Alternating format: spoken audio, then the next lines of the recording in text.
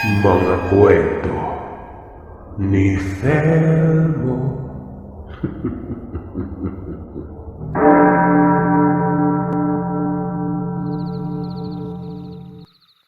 Tawagin niyo na lamang po ako sa pangalang Rosana. Dati kaming nakatira sa isang bayan sa Bacolod. Tubong Gimaras ang aking ama at doon nakatira ang kanyang angkan. Nang matagal na si Papa sa trabaho ay lumipat kami sa lugar ng aking ama sa Gimaras. Taong 1976. Nang lumipat kami sa lugar at kasalukuyan akong nasa ika-6 na baitang sa elementarya. Mula Bacolod ay inilipat ako ng paaralan ni Mama sa paaralan ng San Lorenzo sa Gimaras. Ang kapatid ko namang si Lester ay nasa ika-4 na baitang sa elementarya. Dalawa lamang kaming magkapatid noon. Kasama sina Tatay Candido at Nanay Analina. Ang nag-aalaga sa amin ay kilala sa tawag na Ana at Candide, mga magulang ni Papa. Pareho kasing nagtatrabaho sina Mama at Papa sa syudad ng Iloilo ng mga panahong ito. Kaya iniwan nila kaming magkapatid kina Nanay Ana at Tatay Candide. Malinaw ko lamang, Sir Seth, mga lolo at lola namin sila. Pero nanay at tatay ang tawag namin. Araw-araw ay may mga taong pumupunta sa bahay para magpagamot sa aking abuelo. Minsan naman ay kay Nanay Ana. Kung kaya, na-curious talaga ako noon. Isang araw ay tinanong ko si Nanay Ana kung paano nila nagagawang manggamot at bakit magkaiba sila ng pamamaraan ni Tatay Candid sa panggagamot noon. Ikinuwento din naman yun sa akin ni Nanay, kaya ako nalaman at naintindihan kung ano ang angkan na pinanggalingan ng aking ama. Doon na rin nasagot ang katanungan ko kung bakit nag-iisang anak lamang si Papa. Ayon kay Nanay Ana, isang batikang tahimik na mangkukulam ang kanyang ama. Nasa 10 taong gulang lamang siya nang masukol ito ng isang batikang mag-asawang albularya at babaylan. At walang iba kundi ang magulang ni Tatay Candid noon. Pero sa mag-asawang manggagamot din siya iniwan ng kanyang ama. Kung paanong ganun ang nangyari ay sasabihin ko po sa susunod na kwento. Sa ngayon ay ang mga nangyari muna sa aming magkapatid noon. Isang linggo ng hapon, nagtitipon-tipon kami sa bakuran. Kasama si Nanay at Tatay. Kakalis lamang noon nila Papa at Mama para bumalik sa trabaho sa Iloilo. Nang merong dumating na tricycle. May sakay itong 4 na tao. Isang babae na noon ay nasa 40 ng edad. 2 lalaki na parang nasa 40 na rin. Yung isa medyo may edad na at nakatalukbong. Nang lumapit na ay nakita namin itong isang dalagita. At ang paggamot ni Tatay Candid sa dalagitang ito ang dahilan kung bakit muntik na kaming napahamak ni Lester. Pagbaba pa lamang sa tricycle ay alam na ni Tatay na hindi maganda ang kalagayan ng dalagita. Kung kaya't kaagad niya itong pinapasok sa bahay. Maging kami man ng kapatid ay pumasok na rin. Unang pagkakataon nito simula nang tumira kami kina Nanay at Tatay na may pumuntang pasyente na nakatakip ang buong katawan. Pagkapasok sa loob ng bahay ay kaagad itong dinala ni Tatay sa silid kung saan ginagamot ang mga pasyenteng may maselang kondisyon. At kahit kaming dalawa ng kapatid kong si Lester ay bawal pumasok sa silid na yon. Tanging si Tatay Candid at Nanay Ana at ang pamilya ng pasyente lamang ang pwedeng pumasok sa parting ito. Nanatili lamang kami ng kapatid kong si Lester sa sala. Kasamang isang lalaki na siyang nagmamaneho ng tricycle kanina. Ilang sandali pa, niyaya ko na si Lester sa kusina. Kailangan na kasi namin magsaing at magluto ng may uulam sa hapunan. Kagad naman itong sumunod sa akin at tinulungan na ako sa kusina. Habang nag-aasikaso noon, narinig ko ang paghiyaw ng dalagita na tila ba nasasaktan. Na-curious man ako sa narinig ko. Wala namang kaming magagawang magkapatid kundi ang magmatsyag na lamang. Maya-maya ay lumabas na si Nanay Ana sa silid at pumunta na sa amin sa kusina. Kagad itong kumuha ng luya at tinihipan kaming magkapatid sa aming bunbunan. Napatanong naman ako dito kung bakit. Isang yanggaw ang ginagamot ng inyong tatay at nakakain na ito ng isang buhay na kambing. Kaya kailangan maging ligtas kayong dalawa. Pagpapaliwanag sa amin ni Nanay Ana. Dahil sa sinabi nito ay nahintukutan naman kaming magkapatid noon. Pero dahil nandito naman sina nanay at tatay kaya tiwala na kami. Pagkatapos kaming hipan ng orasyon ni nanay, bumalik ako sa pagluluto. Si Lester ay bumalik na rin sa paghimay ng dahon ng malunggay. Hanggang makatapos kami makapagluto ay hindi pa rin lumalabas ang ina ng babae sa silid, maging si tatay. Sinabihan naman kami ni nanay na doon na muna kami matulog sa silid nila dahil ang pamilya ng dalagita muna ang gagamit ng aming silid nun. Hindi pa kasi makakauwi ang dalagita kahit ang pamilya nito. Ilang sandali pa ay lumabas na sila ng silid nun. Nagpaalam kay nanay na aalis na muna ang matanda. Nauuwi lamang ito para kukuha ng kanilang damit at makakain. Hindi naman tinutulan ni nanay. Maya-maya ay lumabas si tatay mula sa silid. Pumunta ito sa kusina at kinuha ang kanyang kagamitan sa pagpapausok ng kanyang pasyente. Isang oras ang lumipas ay lumabas na sila ng silid kasama ang inatama ng dalagita. Mahahalata sa mukha ng mag-asawa ang galit at awa sa kanilang anak. Ilang sandali pa ay bumalik na rin ang may edad na lalaki na siyang nagpaalam na uuwi na muna kanina. May dala na itong damit at pagkain nila. Nagsabi naman si Lolo na hayaan na munang dalagita habang natutulog. Total, napainom niya na rin ito ng halamang gamot. Babantayan na lamang nila kung magigising ba ito mamaya. Kapag nagising at sinunod nito ang dikta ng nilalang sa kanyang sistema, isa lang ang ibig sabihin nito. Yun ay ang tuluyan ng tinanggap ng katawan niya ang pagiging aswang nun. Pero kapag diretsyo namang nakatulog ang dalagita hanggang umaga, ang ibig sabihin ay tinatanggap ng katawan nito ang gamot na kanyang ininom. Habang kumakain ng hapunan ay pinag-usapan ng matatanda ang sitwasyon ng dalagita. Nakikinig lamang kami ni Lester. Sigurado akong alam na ng nilalang na yumanggaw sa anak ninyo ang lugar na ito. May koneksyon ito sa anak nyo sa pamamagitan ng kung anumang uri ng hayop ang itinanim nito. Ganun pa man, huwag kayong mag-alala.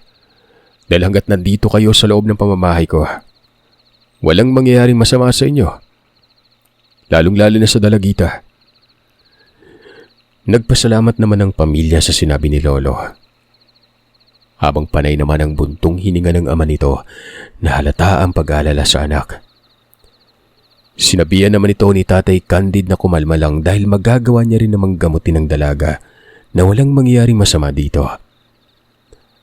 Tinanong ni Lolo kung bakit hindi kaagad nakikita ng mag-asawa ang kalagayan ng kanilang anak. Ayon naman sa mag-asawa, nagtatrabaho umano ito sa kakilala nila. Kumbaga parang working student. Kahapon lamang umano ito nang hapon umuwi sa bahay ng mag-asawa.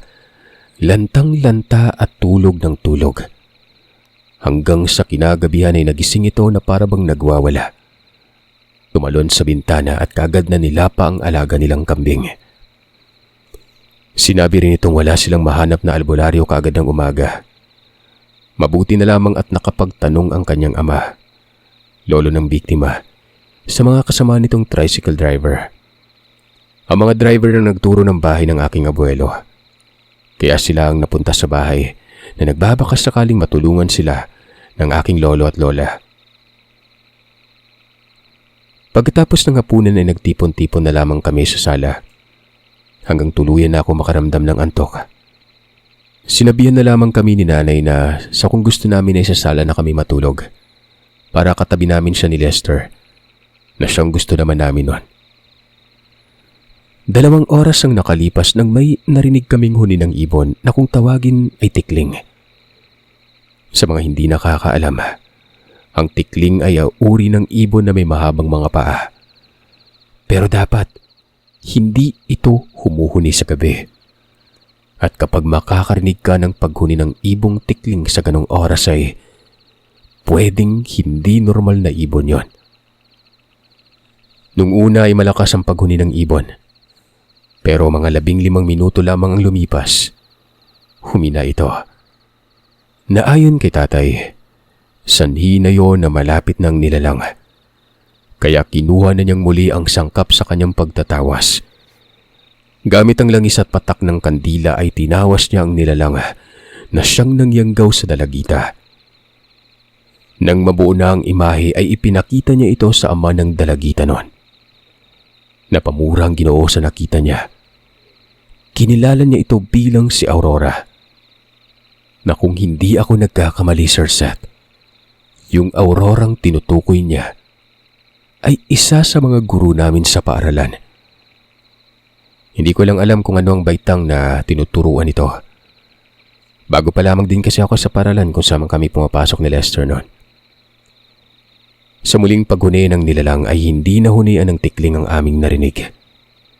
Huni na yon ng isang inahin na tila ba tinatawag ang kanyang sisiw. Pumasok si tatay at ang ama ng dalagita sa silid para tingnan kung magigising ito. Pero halos magkalahating oras nang nakaraan ay hindi nagising ang dalagita. Lumabas na si tatay ng silid at sinabing bukas na ng umaga magigising ang dalagita. Kaya sinabihan na nito ang ina ng dalagita na pumasok na rin sa loob ng silid para masamaan nito ang kanyang asawa sa pagbabantay nito sa kanilang anak. Sa sumunod na paghuni ng nilalang, alam mong galit na galit ito. Tila ba handang-handa na itong manugod ng tao. Nang walang ano-ano ay may bumunggo sa dingding ng bahay. Sa banda kung saan natutulog ang dalagita noon. Doon napadasal si tatay. Narinig namin na tila ba tinamaan ang kung sinong nasa labas ng yon. Kaagad na lumabas ng bahay si tatay para karapin ito. Narinig pa namin ang matinis na pagsigaw nito na tila ba nasasaktan. Pero ilang sandali pa ay nakarinig kami ng pagaspas ng pakpak na lumilipad.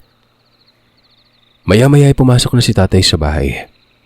Sinabi nitong hindi niya nahuli ang nilalang.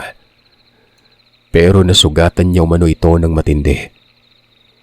Dali-dali siyang pumunta sa abuhan para pahiran ng langis at pausukan ng kanyang ginamit na latigo. Nagawa sa buntot ng pagi. Hindi na namin nagawang malaman kung ano ang nangyayari pagkatapos mapausukan ni tatay ang kanyang latigo. Dahil tuluyan na kaming nakatulog ni Lester. Mag-uumaga na rin kasi ng mga oras na yon. Kahit na kulang ang tulog namin ay maaga kaming nagising. May mga naririnig kaming ingay umaga pa lang. Malakas ang pagduwal habang umiiyak ang dalagita. Maya-maya ay tuluyan na itong nagsuka. Narinig namin ang pagsambit ng ama nito ng isang malutong na pagmumura. Kagad namang inilabas ni tatay ang isang batya na may lamang suka ng babae. Nang silipin namin ito ni Lester, nakita namin na may kulay itim na patay na sisiw. Dalagawa naman sa makapal na yero ang batya ay binuhusan ito ni Tatay Candid ng langis na gawa niya. Habang nilalagyan niya ng langis ang batya, patuloy ang kanyang pagdadasal. Kasunod nito ay ang pagsiga niya sa batya at kaagad na sumiklab ang apoy na siyang tumupok sa kulay itim na sisiw na yon. Dali-daling naabo ang sisiw na siya namang kinuha ni tatay at sinilid sa isang maliit na bote. Nang sinilip ko ang dalagita sa silid ay nakita ko itong natutulog na. Umiiyak naman ang nanay nito. Awang-awa sa anak niya. Panay naman ang pasasalamat nito kay Tatay Candid at Nanay Analina. Lunes tong araw na yon. Pumasok kami sa eskwela.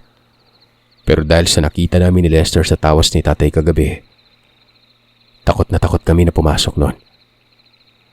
Sinabi namin ito kay tatay yung tungkol doon sa guro na nagngangalang Aurora.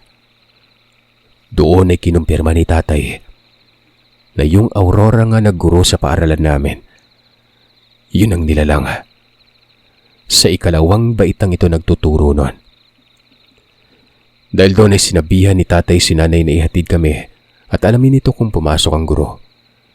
Binilinan din kami nito na wag kaming lumabas ng paaralan at umuwi hanggat hindi kami sinusundo ni nanay. O hindi kaya ay siya na mismo ang susundo sa amin. Bawal kasi kaming lumiban sa klase. Maliban sa kakasimula pa lamang ng klase ay bagong lipat lang din kami sa paaralan na yon kung kaya't pinagbabawalan kaming lumiban. Naging maayos naman ang takbo ng araw. Wala sa paaralan ng guro na nakita namin sa tawas. 3 linggong nakalipas. Inisip namin na umalis na ito sa lugar. Tuluyan nang nagpakalayo-layo. Kung kaya't hindi na kami muli pang inihatid ni nanay o ni tatay sa eskwelahan. Makalipas pang ilang mga araw, naging maayos ang aming pagpasok at wala namang kaming nakitang masama. Si nanay at tatay naman ay abala pa rin sa mga gawain sa bahay at sa mga tao na lumalapit sa kanila para magpagamot. Hanggang sa isang tanghali noon, nag-anunsyo ang aming guro na wala kaming pasok sa hapon. Kaya pinapauwi na kaming mga mag-aaral. Magpupulong umano mga ito. At hindi na sila makakapagturo sa amin ng tanghaling yon. Umuwi na lamang kami ni Lester. Naglalakad lang naman kami pauwi kasamang ilang kabataan. Maya-maya ay naisipan namin magkakaibigan na manguha ng bayabas sa daan. May bayabasan kasi doon, kung saan sa likod ng bayabasan ay isang bakanting lote na maraming damo na kung tawagin sa amin, baho-baho.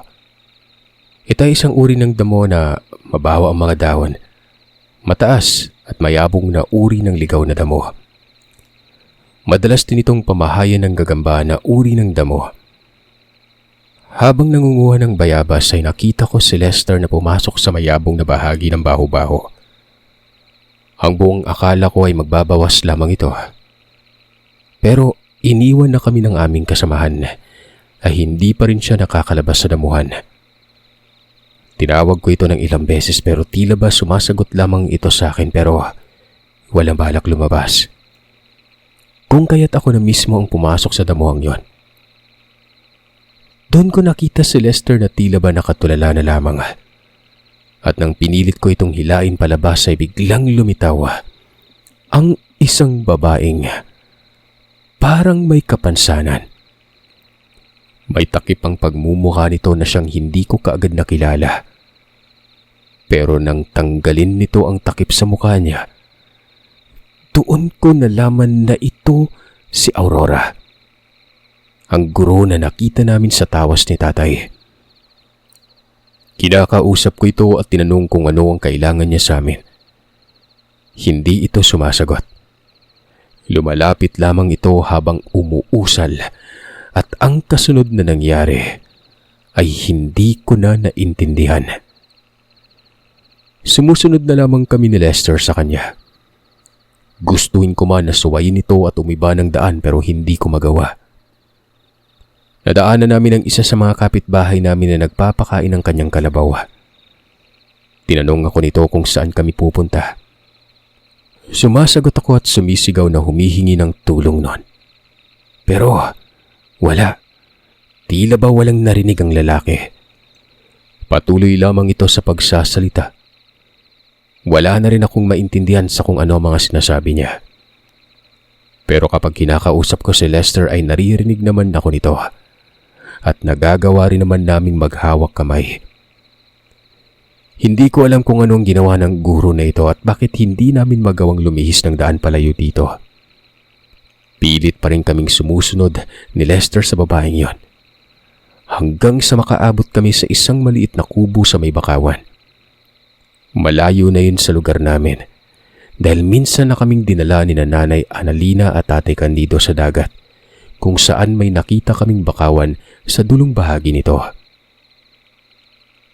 Ayon kay Papa, naroroon ng ilog na siyang tinutubuan ng mga bakawan. Umiiyak na kami ni Lester at kinakausap ang babae kung anong gagawin niya sa amin. Pero hindi ito sumasagot. Tanging tumititig lamang ito sa amin na halata sa mukha niya yung galit nun. Nakita mo itong nangyari sa likod ko. Ang lolo mo ang may kagagawan nito. Magkakaroon na sana ako ng makakasama pero atribida ang lolo ninyo. Ngayon, kayo ang mananagot sa ginawa niyang pakikialam at sa ginawa niyang pasakit sa akin. Galit na wika ng babae. Hindi mo naman kami malalapitan. Hindi mo nga kami mahawakan kaya pakawalan mo na kami. Wika ko sa babae yon. Ngumisi lamang ito at inutusan kaming pumasok sa kanyang kubo. Wala naman kaming nagawa ni Lester, kundi ang umiyak na lamang habang pumapasok sa maliit at mabahong lugar ng babae. Yung babae hindi pa rin makalapit sa amin, pero hindi pa rin kami nito pinapakawalan. Lingid sa kanyang kaalaman ay may proteksyon kami sa katawan na siyang ginawa ni tatay. Yun ang dahilan kung bakit hindi kami magawang hawakan ng nilalang. Magpaganon pa man ay kayang-kaya pa rin kami nitong pasunurin sa pamamagitan ng orasyon. Umiiyak na si Lester habang nagsasabi ng, "Gusto ko nang umuwi nang." Ako man, gusto ko ring umuwi nun. Pero wala naman ako magawa. Pareho lang kaming bihag ng babae. Kaya't sinabihan ko na lamang ito na magdasal. Baka sakaling mahanap kami ni tatay. Nagsimula na kaming magdasal ng mataimtim nun. Pero hindi namin ito matuloy-tuloy dahil nagagalit ang babae. At kapag nagagalit ito ay nilalabas niya ang kanyang pangil. Nag-iiba ang itsura na siyang kinatatakutan naming magkapatid. Sumapit ang gabi at wala pa rin nakahanap sa amin. Todo ang iyak ni Lester. Sinasabihan ko na lamang ito na wag na siyang umiyak dahil kapag umiyak ito ay mas lalong hindi kami makakaisip ng paraan kung paano makaalis sa lugar na kinaroroonan namin noon. Narinig ko naman ang babae na tila ba nag-uusal ng inkantasyon na hindi ko maintindihan. Parang may kinakausap ito sa pamamagitan ng kanyang pag-usal. Tumagal yon hanggang sa pagsapit ng hating gabi, hanggang sa mag-umaga. Nang tila pasikat ng araw, nakita naming bigla itong nanghina. Bago pa man tuluyang lumiwanag ay natulog ito. Doon na namin sinubukang tumakas ni Lester. Pero kahit na anong gawin namin, hindi namin mahanap-hanap ang pintuan. Kahit na anong gawin naming paghalungkat, wala kaming makita. Ultimong ang bintana ay hindi namin mahagilap. Tila mawawala na kami ng pag-asa at napaiyak na lamang nun. Pinilit ko namang nilakasan ang loob ko. Magkahalong pagod, uhaw at gutom ang aming nararamdaman. Ayokong uminom sa tubig ng nilalang. Ayokong mahawaan kami ng pagiging aswang nito. Ultimong si Lester ay hindi ko pinapayagang uminom ng tubig nun. Pinapatigil ko na rin siya sa pag-iyak dahil mas lalo kaming gugutumin at uuhawin kapag umiyak pa siya ng umiyak. Hanggang sa sumapit ang tanghaling tapat, biglang lumiyad ang babae na animoy tinutusok ang likod nito. Sumisigaw ito na tila ba nasasaktan nun. Humihingi ng saklolo sa amin ni Lester. Kitang-kita namin ang paglabas ng dugo sa iba't ibang bahagi ng braso nito at mga paa. At sa bawat bahagi ng balat nito na nilalabasan ng dugo nun, nagkakaroon ng bukol na may nana na tila ba nagdadala ng kung anong sakit sa nilalang na ito. Nandidiri naman ako habang nahihintakutan sa aking nakikita na nangyayari dun sa babaeng yon. Umuusal yung aswang ng orasyon at sa bawat pag-usal ay pumuputok ang bukol nito na may lamang insekto. Takang-taka ko nun kung paano ito nangyayari. Tila ba isang mahikang nakikita naming nangyayari sa nilalang. At habang iniinda nito ang sakit ay siya namang pagkawala ng sabulag sa isinagawa nito sa amin ni Lester. Unti-unti na naming nakikita ang pintuan ng maliit at mabahong kubo na yon.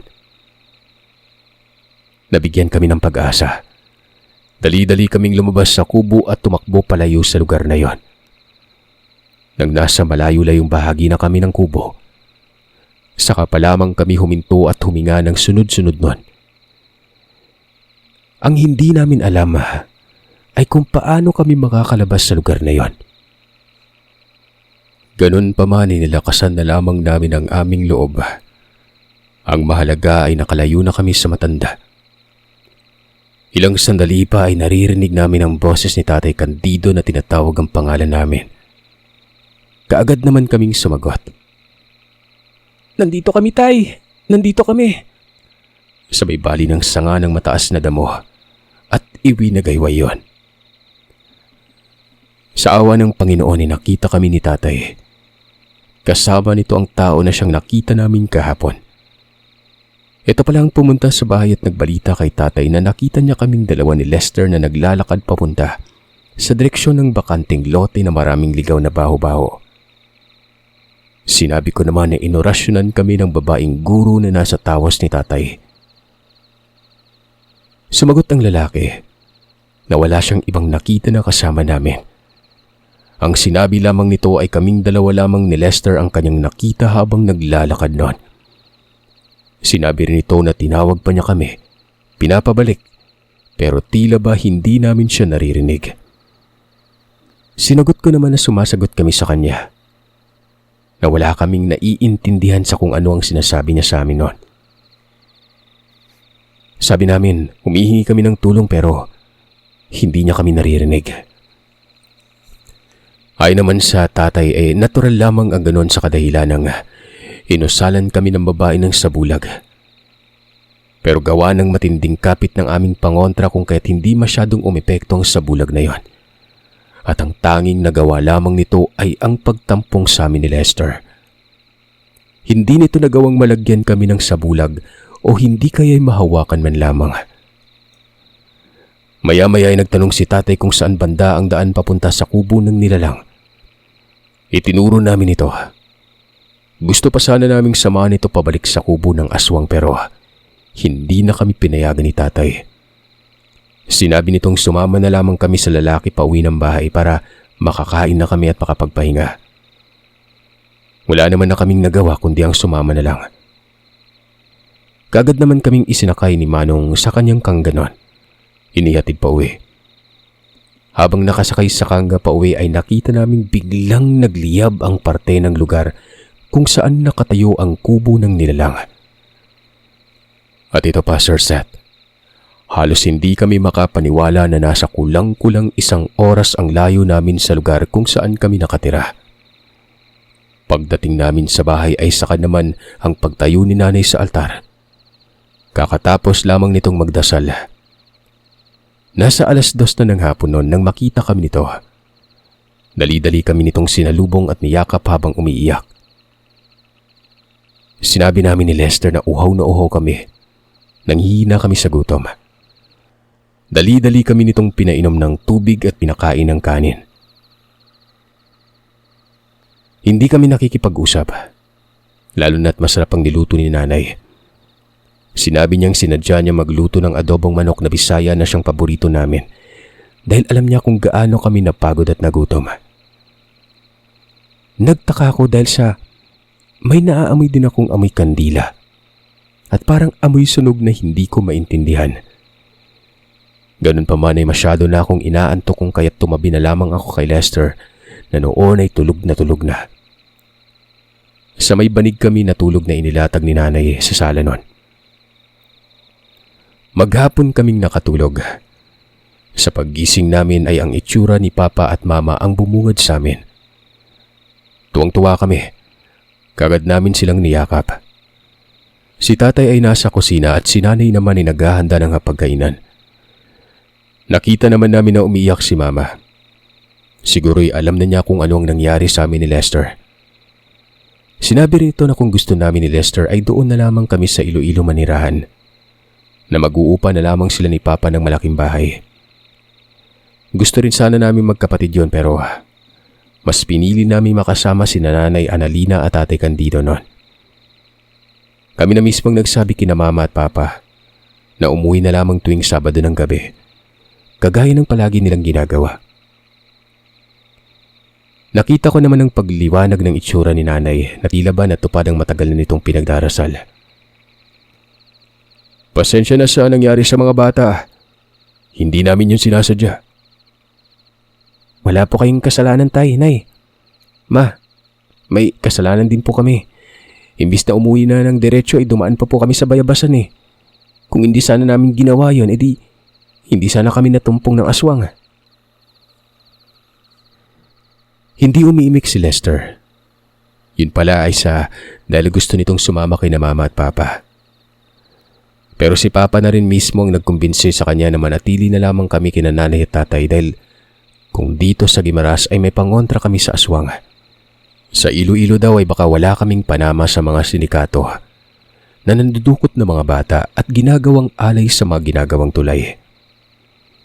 Hindi namin alam kung totoo ang tungkol sa nandudukot ng bata pero ito talagang nagpatakot sa amin nung araw. Kung kaya't nagkumbinsi rin ni Papa si Lester na manatili na lamang kami kina nanay at tatay. Matagal bago ko nakalimutan at nawala ang takot sa buong detalye ng pagkawala namin ng kapatid ko.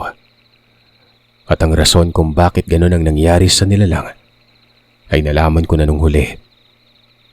Si nanay na mismo ang nagkwento sa amin na kinulam niya pala ang matandang babae gamit ang abo ng nilalang na nakuha ni tatay sa suka ng dalagita. Yun na lang kasi ang tanging dahilan para matuntun kami. Dahil sa ang taong nakakita sa amin ay nawala na rin sa isip niya kung saan niya kami nakita. At ang tanging paraan lamang ay kulamin ito ni nanay. Hindi naman na naulit ang ganung pangyayari sa amin ni Lester. Hanggang sa nakapagtapos na kami ng pag-aaral sa elementarya.